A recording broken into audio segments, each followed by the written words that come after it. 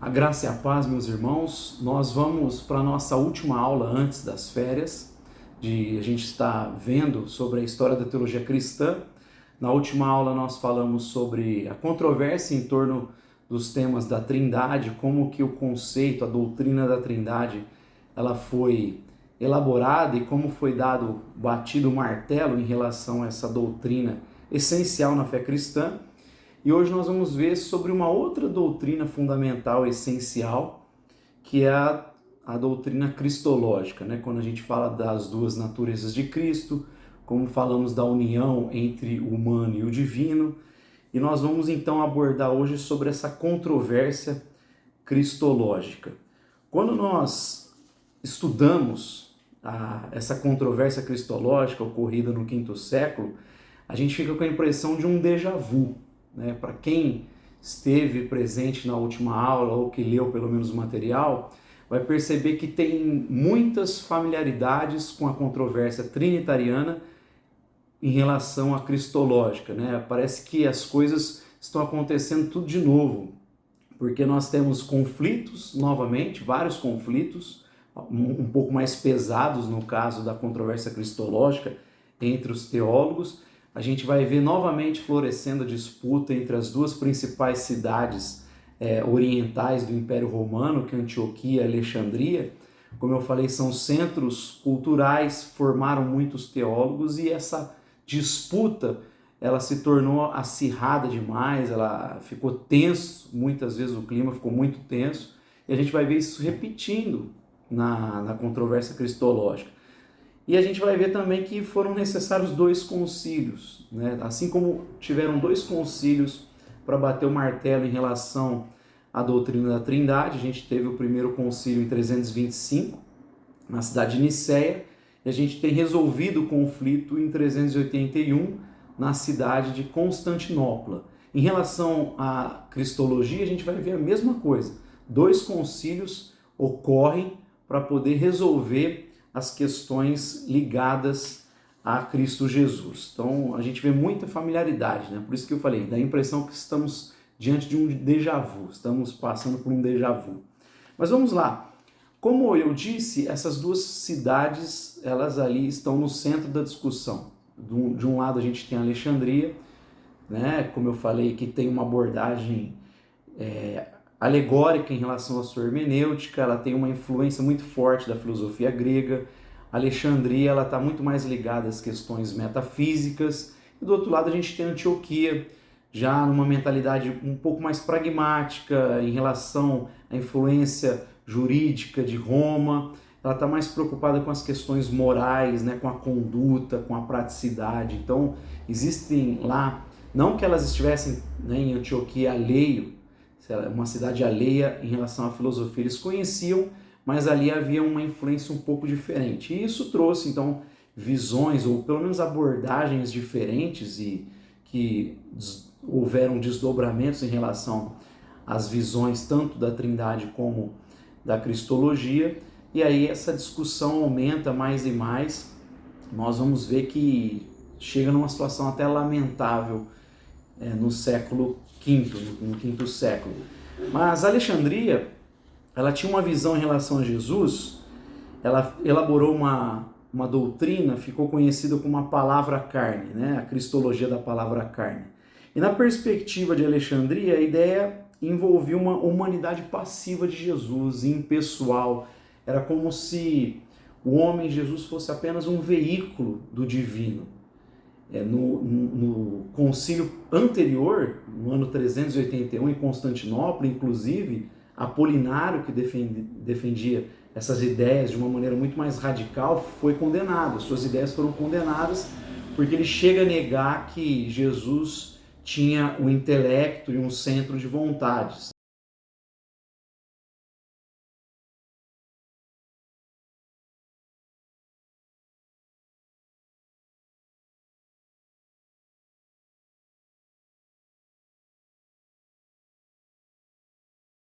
Então Jesus não tinha, em relação à sua humanidade, intelecto, vontade. O que tinha era uma operação do divino sobre o humano. Então as ideias dele foram condenadas no sentido de negar que Jesus possuísse intelecto e uma consciência de vontade enquanto humano. Por outro lado, Antioquia, eles desenvolveram a cristologia da palavra homem, na qual a humanidade de Cristo era ativa como uma pessoa integral e completa. Mas alguns chegavam a falar quase que de duas pessoas, não só de duas naturezas. Às vezes, nas abordagens de Antioquia, parecia que eles estavam falando sobre duas pessoas. Talvez não, muito provavelmente por conta do que eles entendiam que era um risco em Alexandria, de negar a humanidade de Jesus, eles acabaram enfatizando tanto a questão das duas naturezas que muitas vezes parecia que eles estavam falando sobre duas pessoas distintas mesmo, né? E aí a gente vai ver que é aí que está o grande ponto de tensão entre as duas, né? De um lado, você tem Alexandria enfatizando a união entre o divino e o humano, a própria doutrina da união hipostática, que depois vai ser adotado esse termo como correto. Então eles defendem a união, a ênfase deles é na união, mas muitas vezes os teólogos enfatizando a união pareciam relativizar a humanidade. E do outro lado você vê Antioquia enfatizando a distinção das duas naturezas. Então para eles são duas naturezas, mas algumas vezes falavam quase como se fossem duas pessoas e não duas naturezas, né? Embora evidentemente tudo isso é um assunto que está além do nosso entendimento finito, limitado, mas a ideia é que eles defendem, que depois será aprovada, né? Depois de muita discussão, as ideias são aprovadas depois da discussão dessas duas escolas principalmente, vão ainda deixar espaço para o mistério, porque é impossível a gente entender completamente Deus e Cristo Jesus. A gente consegue entender algumas coisas pelo conteúdo que a Bíblia nos apresenta, mas de uma maneira plena, evidentemente, nós nunca saberemos exatamente como é o Filho de Deus. Mas então você tem de um lado Alexandria defendendo a união, né? Essa é o foco, é a ênfase, e do outro lado Antioquia defendendo a distinção, as duas naturezas. De um lado você tem uma Alexandria receosa quanto à teologia desenvolvida em Antioquia, o medo do monarquianismo dinâmico, ou como a gente viu em outras aulas, o adocionismo, que é uma ideia de que Jesus era completamente homem, concebido miraculosamente, que foi se tornando Filho de Deus por causa do infinito grau em que ele foi cheio de sabedoria e poder. Então esse era o receio de Alexandria, de cair, de Antioquia influenciar com uma ideia de que Jesus, ele era um humano que foi se tornando consciente sobre a sua identidade, a sua divindade. E do outro lado, o receio de Antioquia era que Jesus era completamente divino e sua humanidade era apenas aparente, era o medo do docetismo. Então você tem duas escolas receosas, Alexandria receosa quanto ao perigo do monarquianismo dinâmico, e do outro lado você tem Antioquia com receio do docetismo se tornar a doutrina principal na igreja, né? Uma das doutrinas fundamentais. Só que para a gente entender um pouco dessa tensão, é necessário a gente perceber qual é o contexto político-religioso por trás de toda essa discussão. Então, primeiro, lembre-se que, como eu disse na última aula, que Constantinopla estava sendo construída e ela se tornou a capital do Império Romano, a moradia do imperador, né? E depois outros imperadores, aqui no caso já eram outros, mas Constantinopla se tornou a capital do Império Romano. E você tem as duas cidades orientais tentando influenciar a capital.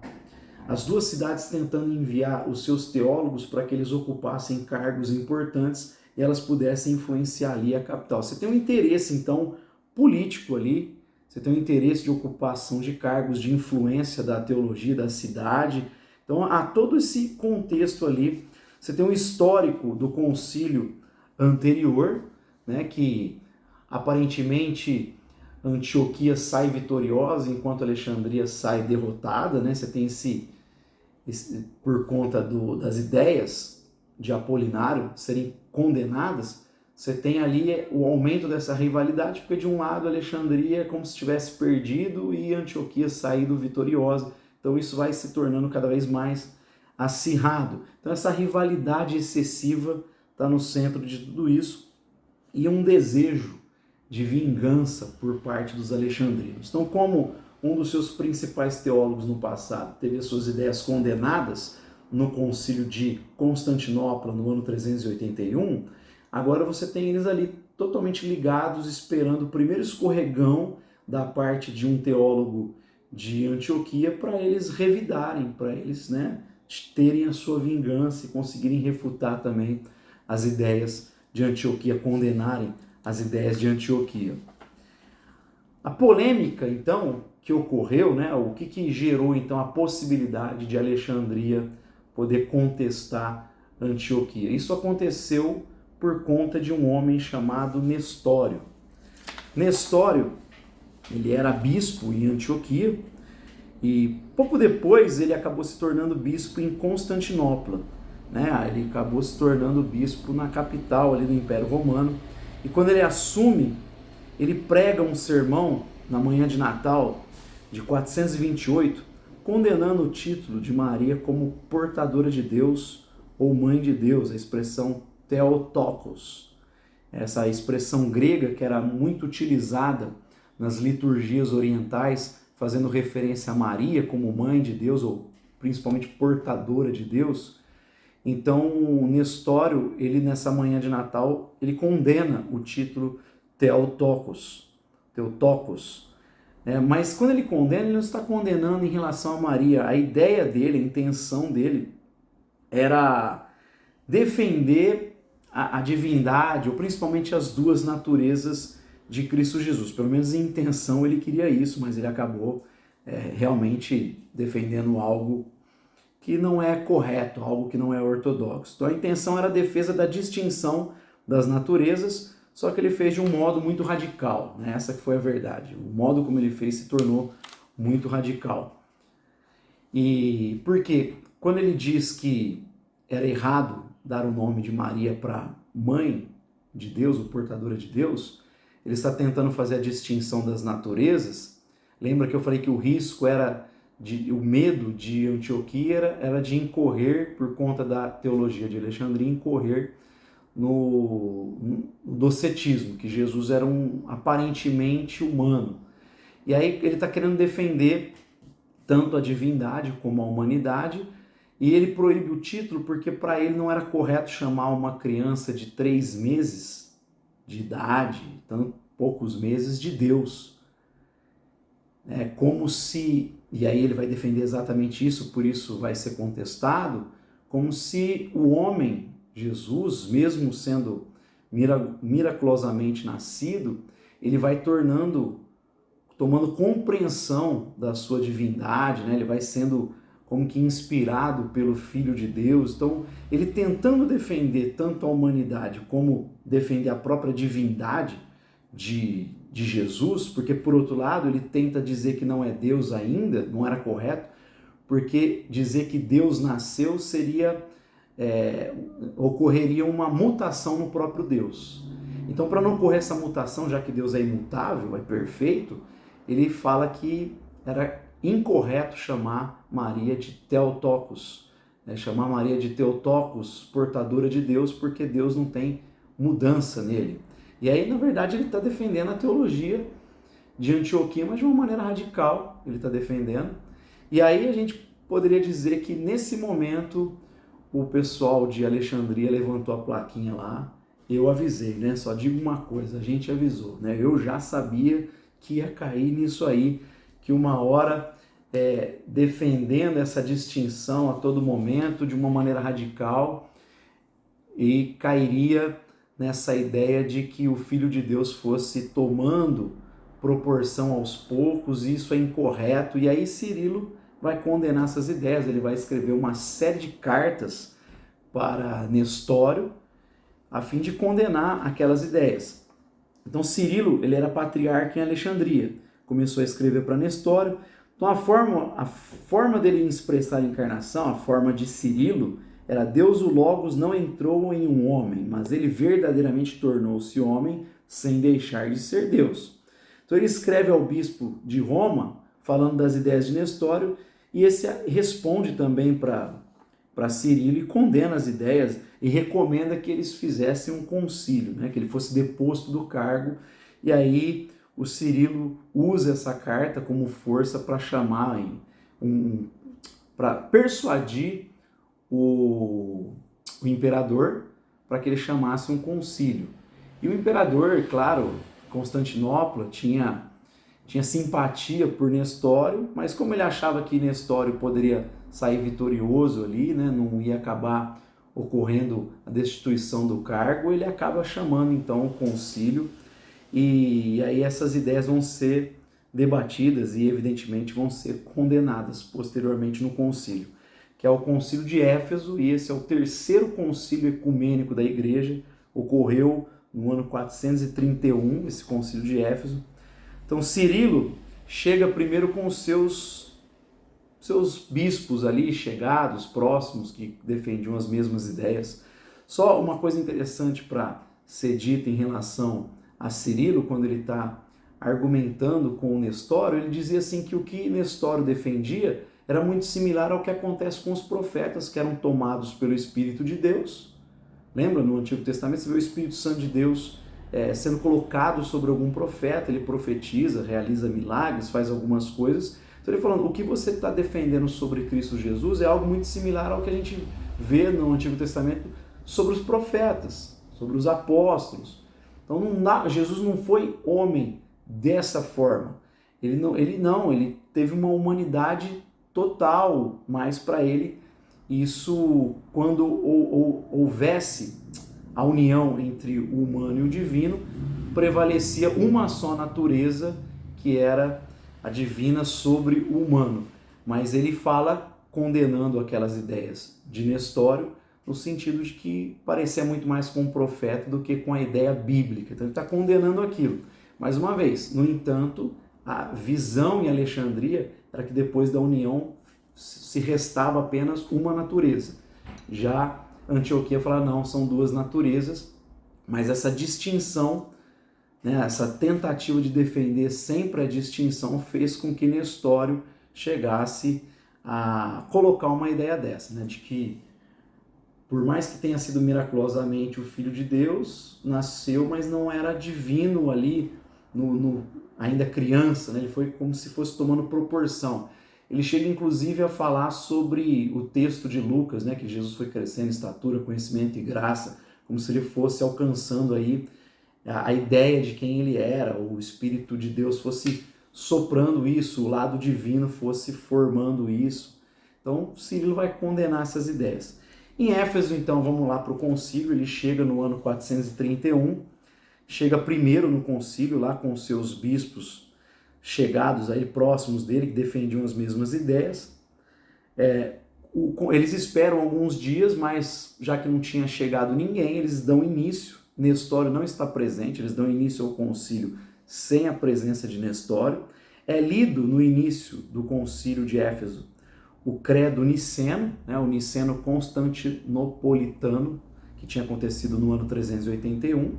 Então tinha acontecido em 381, agora eles estão em 431, ou seja, 50 anos depois, eles leem o que foi decretado naquele concílio, e aí ele também leu uma carta que ele dirigiu a Nestório, que Nestório foi responder e acabou se complicando mais e mais, e aí, enfim, as ideias nestorianas são condenadas como heréticas, e eles endossam o que foi decidido em 381, e só tem uma crença adicional nesse concílio de Éfeso, né? Só tem mais uma crença que é adicionada, não tem nenhuma doutrina, ele não se estende o credo, não, eles simplesmente endossam o que já tinha sido decidido, e eles colocam uma crença a mais, que é retirada da própria carta de Cirilo para Nestório, e o trecho é: o eterno Filho do Pai é um e exatamente a mesma pessoa que o Filho da Virgem Maria, nascido no tempo e na carne.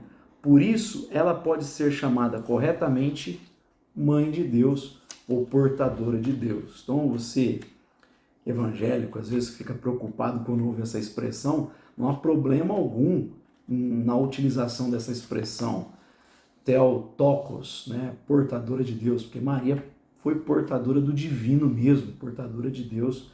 E esse concílio bate o martelo em relação a essa crença, né, a essa doutrina fundamental na história da igreja. Eu lembro que algumas semanas, meses atrás, houve essa discussão nas redes sociais, né, até o próprio Augusto Nicodemos, que é muito conhecido no meio evangélico, respeitado como teólogo brasileiro, ele foi perguntado a ele também sobre isso. É interessante, né? A gente está estudando isso aqui e foi ressuscitado esse tema algum tempo atrás nas redes sociais. Então é correto a gente afirmar a crença do Theotokos, né? Ela realmente é portadora de Deus. Mas a defesa, lembra mais uma vez, a ideia de Nestor é tentar defender tanto a divindade como a humanidade de Jesus. No primeiro momento a divindade, mas o medo, o receio dele também em relação à distinção, como eu já disse para vocês, mas fez de uma maneira radical, infeliz, e realmente o que ele defendeu foi condenado como heresia. O nestorianismo se tornou uma heresia, segundo o concílio de Éfeso no ano 431. Condenação das ideias de Nestório também foi decretado o seguinte ponto: o Santo Sínodo, que pela graça de Deus, em conformidade com a ordenança dos nossos reis piedosos que amam a Cristo, está reunido em Éfeso, por causa de Nestório, o novo Judas. Saiba que por causa de seus ensinos ímpios e desobediência aos cânons, de acordo com o decreto dos estatutos da Igreja, no dia 22 do mês de junho, está condenado pelo Santo Sínodo e destituído de qualquer dignidade na Igreja. E aí, o que acontece? Bateram o martelo, as ideias de Nestório foram condenadas e esse pessoal acabou. E quando eles estão acabando, Nestório chega com os seus bispos aliados, né? Aqueles que eram aliados, chegados a ele. Aí Nestório chega e vai participar do concílio. No entanto, os bispos se separam, né? Não há uma união entre os bispos que estavam com Cirilo e os bispos que chegaram com Nestório. Não. Eles se separam e começam a fazer um concílio paralelo. Nestório começa a fazer um concílio paralelo, ele condena as ideias de Cirilo, na verdade, ele quer condenar, faz lá o concílio rival, condena o Cirilo, e os bispos ocidentes e delegados chegam. Então, olha a confusão. Estava acabando praticamente o concílio de Éfeso no ano 431, Cirilo bate o martelo, as ideias de Nestório são condenadas, uma nova crença é adicionada, e aí chega do outro lado o Nestório com os bispos aliados. E aí ele começa a fazer um concílio rival, paralelo, e condena as ideias de Cirilo. E aí começa a chegar a comitiva de Roma, porque esse pessoal é do Oriente. Está chegando uma outra comitiva de Roma agora, né? No meio daquela bagunça toda chega o pessoal de Roma, né? Os representantes do arcebispo lá em Roma, do patriarca de Roma. E aí eles se reúnem com Cirilo, e Cirilo ratifica as decisões são ratificadas ali, e por conta, evidentemente, da bagunça, é necessário que o imperador se posicione, é necessário que ele venha intervir na situação para que tenha uma decisão em relação a toda aquela confusão. E após o concílio, o imperador então apoia a decisão, por mais que ele fosse simpatizante de Nestório, ele vê como sensato apoiar a decisão. Você vê que muitas das coisas são ditas sobre os imperadores, algumas são verdades, a gente vai ver inclusive uma daqui a pouco, são muitas vezes politicagem, mas foi que muitos imperadores respeitaram as decisões dos teólogos, porque eles não eram teólogos. Então muitos deles respeitaram, e foi o caso desse que tinha simpatia por Nestório, né, lá que era de Constantinopla, mas ele apoia a decisão, Nestório acaba indo para o exílio. Só que aí, quem vai suceder Nestório é o bispo João. Esse bispo João, que é de Antioquia, ele vai se tornar o substituto de Nestório. E aí ele, para aceitar tanto o exílio de Nestório como o que foi decidido no concílio, ele faz um acordo que ali fosse inserida a ideia da distinção das duas naturezas. Então, assim, por mais que houvesse a união, é necessário enfatizar que tem duas naturezas, tem que ter uma distinção também. Ele fala, eu só vou aceitar o exílio de Nestório, o que foi decidido no concílio, se também for acrescentada a ideia das distinções. E aí Cirilo ele concorda então com deixar as duas naturezas, ele concorda que deveria então adicionar isso. Cirilo aceitou, disse, desde que não fossem divididas, né, as duas naturezas. Então, como eu falei, mais uma vez, Alexandria defende a união. O foco deles é a união hipostática. Ele quer manter a união e do outro lado o pessoal quer manter a distinção. Então João fala, eu aceito desde que seja colocada que tem uma distinção. Ele fala, eu aceito desde que fique bem colocado a ideia também de que elas não estão divididas, né? Que Cristo não pode ser visto como uma pessoa dividida, como se fossem duas pessoas.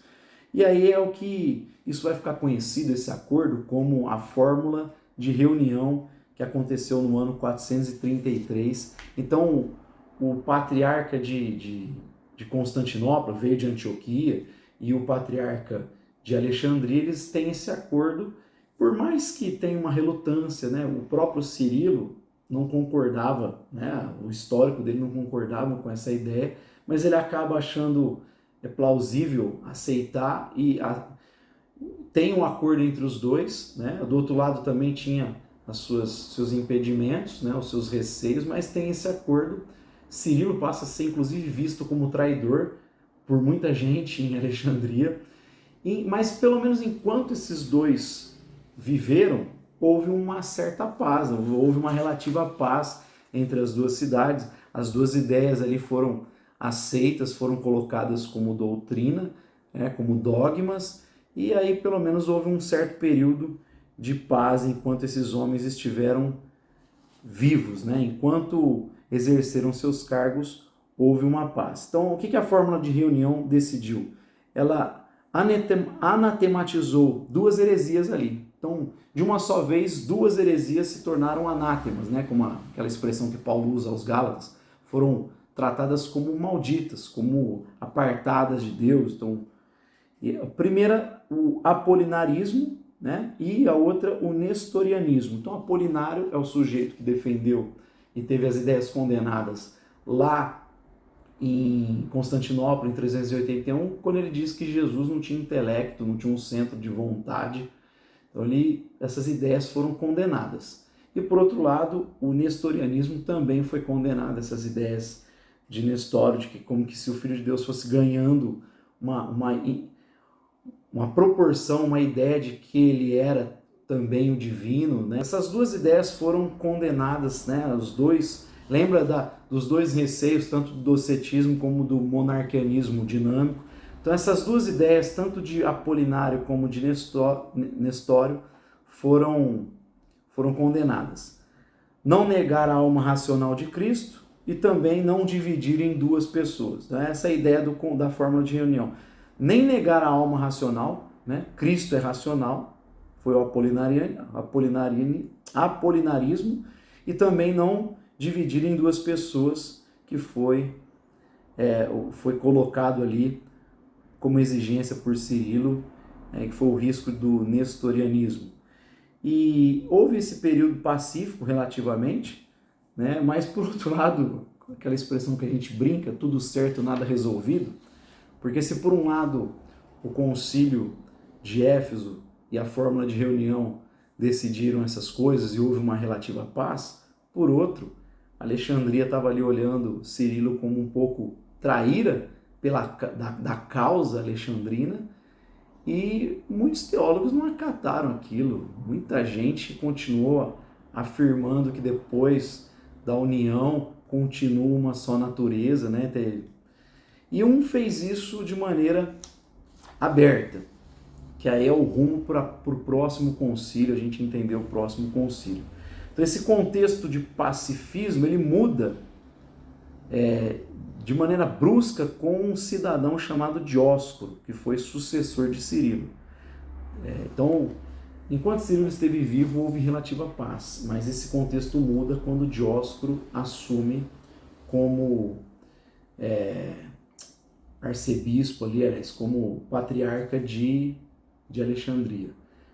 Esse Dióscoro, ele foi um dos caras mais mau caráteres da história da igreja. A gente pouco ouve falar sobre esse homem, mas se a gente for analisar a história do cristianismo, com certeza esse cara é colocado como dos mais maus exemplos, um cara assim de uma personalidade que parecia ser um psicopata, no sentido de ser frio, calculista, maquiavélico. E quem deu o start, quem deu ali, acendeu a fagulha para incendiar novamente a discussão, que tinha passado por um período de relativa paz, enquanto João e Cirilo estavam vivos, foi um monge. Esse monge chamado Eutiques, ele vai passar a anunciar a ideia que Alexandria, na verdade, boa parte concordava com ele, de que depois da união entre o divino e o humano prevalece apenas uma natureza, não duas, prevalece uma. Então está destoando daquilo que foi acordado na fórmula de reunião e, né, no concílio passado. Então ele está ensinando algo completamente contrário, diferente.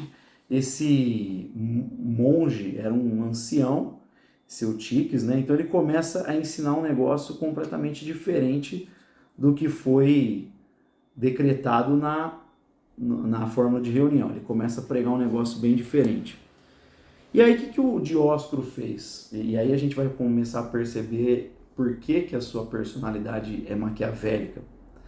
Esse homem, por mais que concordasse com Eutiques, com as ideias, ele tenta manipular um sínodo na cidade de Constantinopla, na capital, a fim de que as ideias de Eutiques fossem condenadas. Então, primeiro, mesmo concordando com o monge, ele, claro que não abertamente, mas ele tenta manipular um sínodo para que as ideias de Eutiques fossem condenadas. Mas qual a intenção dele? Que depois que as ideias fossem condenadas, ele daria abrigo para esse monge, que deveria ir para o exílio, mas ele daria abrigo em Alexandria e estenderia a destra de comunhão. Porque com isso ele provocava Antioquia, sua rival, e provocava o próprio bispo, o próprio patriarca de Constantinopla, da capital, que na ocasião era Flaviano. Então ele está comprando uma briga para quê? Para que houvesse, quem sabe, um outro concílio, e aí ele conseguisse manipular para que as ideias de Alexandria fossem colocadas como corretas, como ortodoxas. Então, e aí influenciasse mais o império através de Alexandria, se tornaria novamente o centro de influência. Então, essa é a ideia desse homem. Então, a gente vê como ele é maquiavélico. Ele manipula para que ocorresse um sínodo e fossem condenadas as ideias de Eutiques lá na capital Constantinopla. E o próprio Flaviano é colocado no meio daquilo, porque acontece na sua sé, então ele tem que ali coordenar todo aquele sínodo e as ideias de Eutiques são condenadas. Na ocasião disso, ele escreve também pedindo apoio para o bispo, né, quase o Papa na ocasião, Leão, lá em Roma, para que auxiliasse em seu favor. Então está todo mundo sabendo.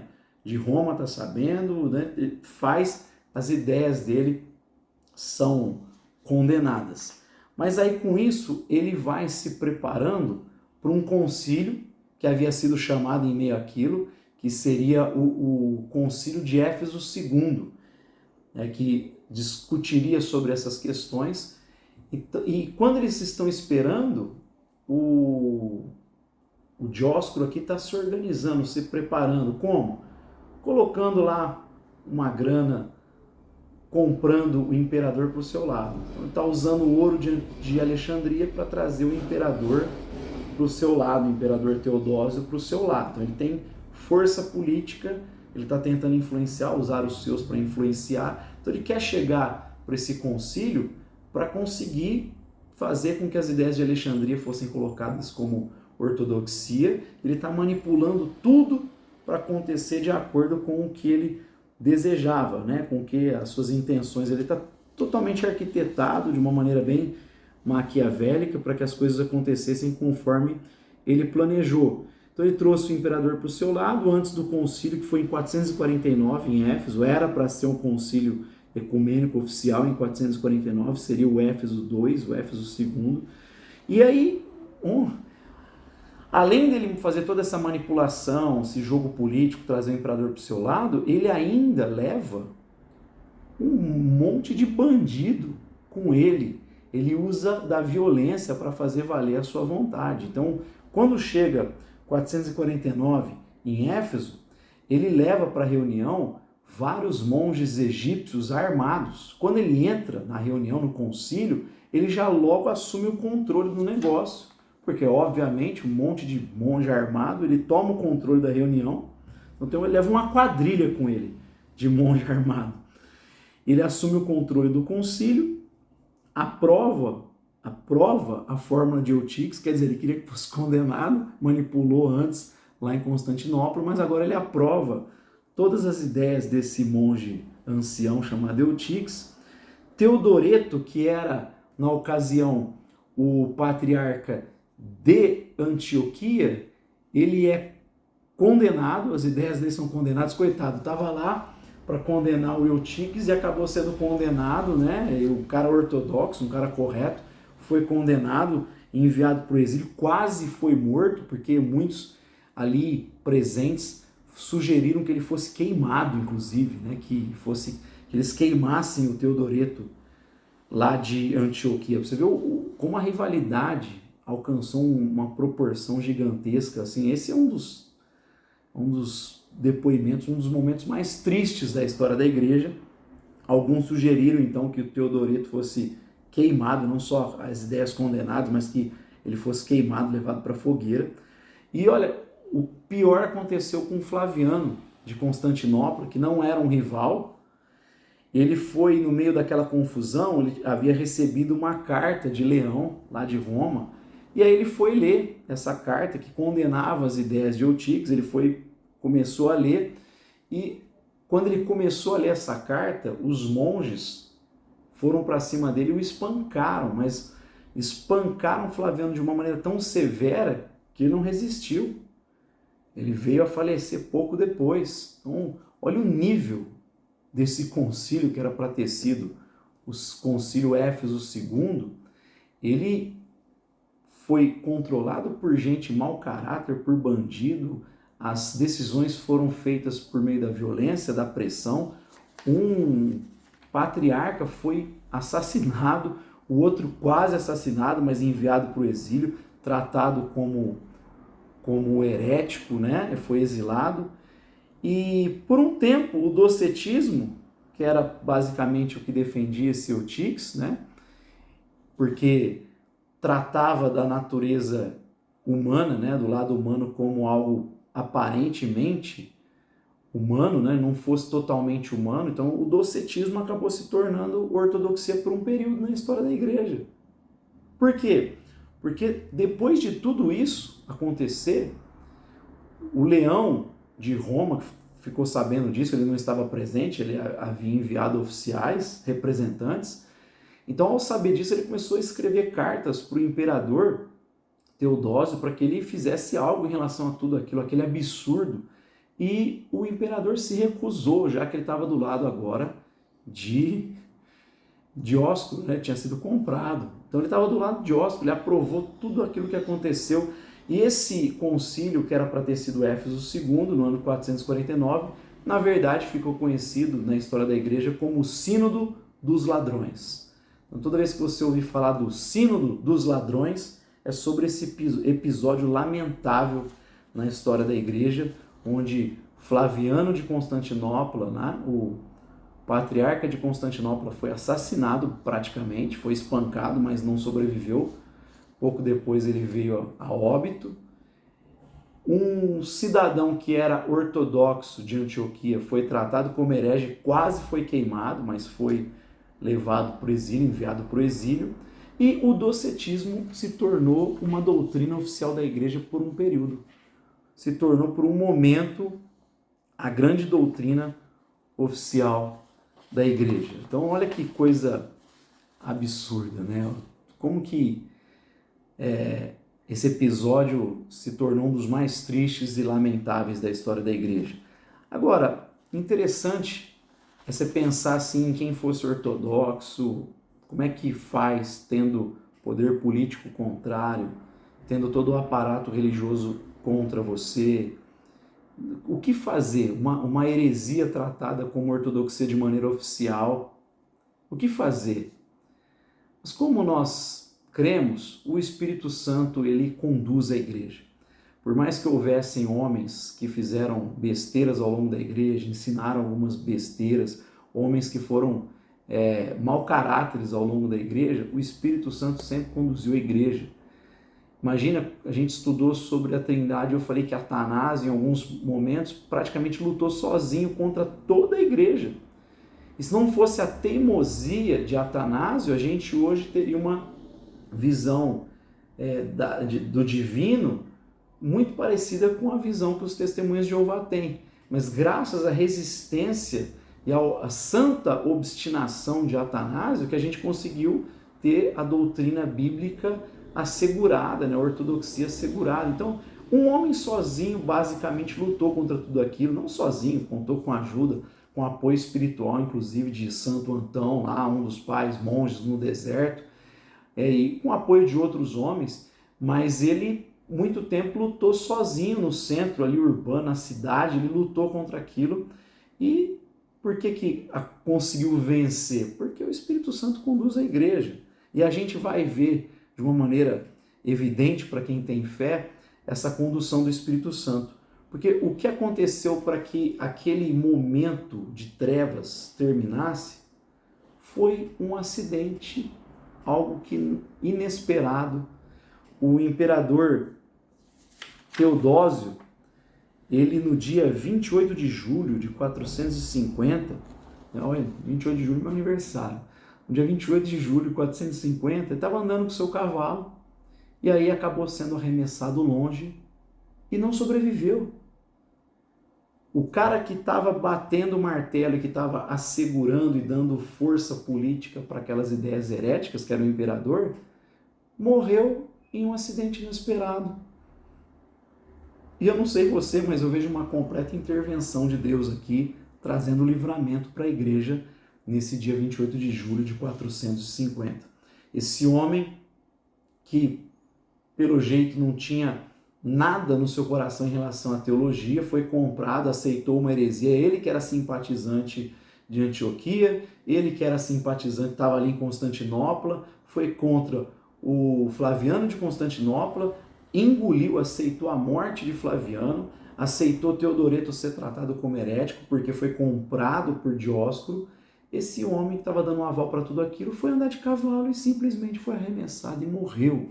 E depois da sua morte, quem assume o trono, o poder, é a sua irmã e o seu cunhado. Sua irmã, chamada Pulquéria, ao lado do seu companheiro Marciano, eles que vão assumir o poder naquele período. Eles, na verdade, desfizeram os atos do Sínodo dos Ladrões. Então esse Sínodo dos Ladrões foi desfeito. Eles trouxeram o corpo de Flaviano de Éfeso para Constantinopla, para que ele fosse sepultado com honrarias. Então Flaviano tinha sido morto, estava lá em Éfeso o corpo dele, eles trouxeram para a capital, fizeram um velório para que ele fosse lembrado, para que tivesse honrarias aí em relação à sua morte, porque tinha sido tratado de uma maneira tão desonrosa. Então eles fizeram questão de honrar a memória de Flaviano, né? Desfizeram toda aquela bagunça e convocaram um novo concílio, que é o Concílio de Calcedônia, no ano 451. Esse é o concílio, o quarto concílio oficial, o concílio ecumênico oficial. Então, o terceiro foi na cidade de Éfeso em 431, e agora, por conta de toda essa bagunça causada por Dióscoro, 451 você tem na cidade de Calcedônia o quarto concílio ecumênico oficial. Estavam presentes 500 bispos, 18 oficiais do Estado, incluindo o próprio casal imperial ali, né? Tanto Marciano como a Pulquéria, que era a irmã de Teodósio. E um dos primeiros atos do concílio foi a entrada de Teodoreto de Ciro, né? Que era o patriarca de Antioquia, que tinha sido exilado, quase morto, quase queimado. Ele entra ali e ele é conduzido para um assento de honra. Gera lá um burburinho no começo, mas logo o casal faz todo mundo ficar em silêncio. O casal que era estava no poder imperial ali, e eles fazem todo mundo ficar em silêncio. Depois são lidas todas as atas do Sínodo dos Ladrões. E aí, conforme foi se lendo aquelas atas do Sínodo dos Ladrões, que eu acabei de falar para vocês, um a um daqueles que estavam apoiando Dióscoro foram pedindo perdão, foram se desculpando, foram se afastando e abandonando ali o partido de Dióscoro. A não ser o Dióscoro, que ele continuou resistente, mesmo após os votos dele sendo destituído do cargo, houve votos para que ele fosse exilado, mesmo assim ele continuou relutante, para você ver como o sujeito era perverso, tinha uma mente cauterizada mesmo, e ele continuou ali relutante, mas mesmo assim foi condenado, foi enviado para o exílio, e aí os 500 bispos presentes, mais os 18 oficiais ali do Estado, do Império, e ali nesse concílio, quarto concílio ecumênico de Calcedônia, foram decididas algumas coisas. E aí eu vou ler aqui para você um dos trechos desse concílio que diz assim: em concordância, portanto, com os santos pais, todos nós, perfeitamente unânimes, ensinamos que se deve confessar um só e mesmo Filho, nosso Senhor Jesus Cristo, perfeito quanto à divindade e perfeito quanto à humanidade, verdadeiramente Deus e verdadeiramente homem, constando de alma racional e de corpo, consubstancial com o Pai, segundo a divindade e consubstancial a nós, segundo a humanidade, em tudo semelhante a nós, exetuando o pecado. Então assim, consubstancial com o Pai, segundo a divindade, e consubstancial a nós, segundo a humanidade, em tudo semelhante a nós, excetuando o pecado, gerado segundo a divindade, pelo Pai antes de todos os séculos, e nesses últimos dias, segundo a humanidade, por nós e para a nossa salvação, nascido da Virgem Maria, Mãe de Deus, um e só mesmo Cristo, Filho, Senhor, unigênito, que se deve confessar, em duas naturezas inconfundíveis, imutáveis, indivisíveis e inseparáveis. A distinção de naturezas de modo algum é anulada pela união, antes é preservada a propriedade de cada natureza, concorrendo para formar uma só pessoa e em uma substância, não separado nem dividido em duas pessoas, mas um só e o mesmo Filho unigênito, Verbo de Deus, o Senhor Jesus Cristo, conforme os profetas, desde o princípio acerca dele testemunharam, e o mesmo Senhor Jesus nos ensinou, e o credo dos santos pais nos transmitiu. Então a definição de Calcedônia pode soar até esotérica, né? Você vai ver no próximo slide, mas na realidade é simplesmente uma tentativa de expressar e proteger o mistério da encarnação de qualquer distorção. Então, qual que é a intenção de Calcedônia? Por mais que ela não faça tantas afirmações positivas, a ideia dos teólogos é simplesmente preservar o mistério, conforme possivelmente todos vocês foram ensinados. Jesus Cristo, ele tem uma natureza totalmente humana, totalmente divina, mas ele é um só ser, é uma pessoa, não são duas pessoas. É uma pessoa, mas há duas naturezas, uma totalmente humana e outra totalmente divina, foram unidas. Então há distinção, mas há uma só pessoa. Agora, isso é um mistério para nós. Ninguém consegue compreender isso plenamente. Então Calcedônia ela quis preservar simplesmente o mistério. Certo teólogo ele vai dizer o seguinte sobre Calcedônia: pode-se reconhecer de imediato que a definição não é uma explicação do mistério da encarnação. O próprio fato de ela não conseguir solucionar o insolúvel é a sua melhor recomendação para a nossa cuidadosa consideração. Os que elaboraram a definição não se preocuparam tanto em formular uma teoria como em salvaguardar a verdade de duas soluções propostas com um caráter errôneo e em preservar para nós a verdade oculta sob esses dois erros. Então Calcedônia não explica, mas busca preservar o mistério, como eu falei. Uma especulação pode ser feita desde que não ultrapasse os limites, incorrendo no nestorianismo ou no eutiquismo agora, né? Então até pode-se pensar um pouco sobre Cristo Jesus, quando a gente pensa, por exemplo, na doutrina da ressurreição.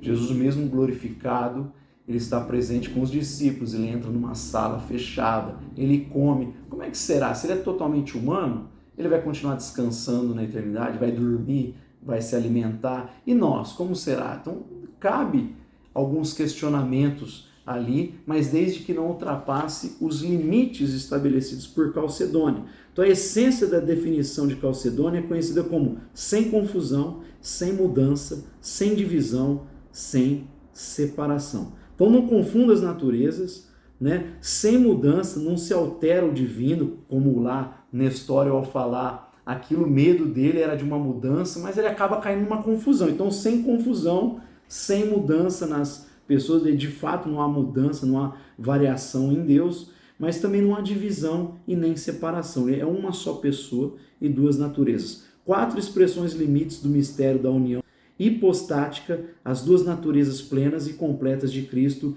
numa só pessoa. Então, essas definições, esses limites são estabelecidos em Calcedônia. Agora, evidentemente que não se fecha a discussão num certo sentido, porque fica muita margem para elucubrações, ainda mais do lado de Alexandria, e tem muito questionamento. E aí, no final das contas, prevalece o intelecto humano? Como é que é o logos que dá a palavra sobre o humano? Como que fica essas questões em relação à humanidade de Jesus? Ele tem um intelecto? Não tem? Prevalece um sobre o outro? Ou não existe? Como que pensa sobre essas questões? Então ficam questões a serem discutidas, na verdade continuarão a serem discutidas. Esses problemas vão se acentuar, não só os teológicos, como os políticos. Por exemplo, no caso de Leão, quando ele escreve para o imperador lá que residia em Constantinopla, do lado oriental, e não obtém resposta, é ali que eles começam a se organizar mais e mais do lado ocidental e vão destoando, até porque o imperador nem ia para o lado ocidental. Por outro lado, o imperador já não se preocupa muito em preservar as fronteiras das invasões bárbaras do lado ocidental. Então aí que vai começando a ter uma divisão, de certa forma, uma divisão mesmo, né?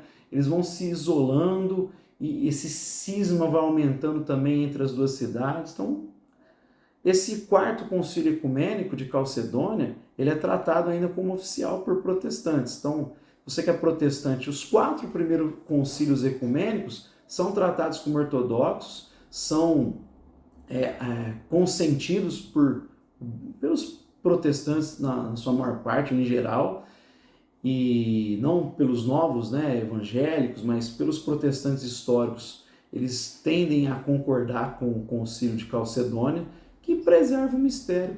E até hoje, quando a gente fala de Jesus, nós falamos, Jesus é uma pessoa, mas existem duas naturezas. Ele é totalmente humano e totalmente divino. Ele vai para o deserto, por exemplo, e ele é tentado pelo diabo, mas não tentado como divino, porque Deus não é tentado por nada, Tiago vai dizer na sua epístola.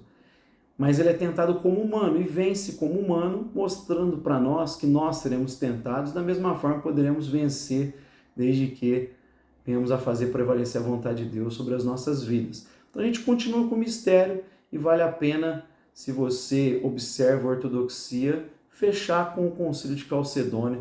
E essa é a história, né, de uma maneira bem resumida, mais ou menos resumida, sobre a controvérsia cristológica.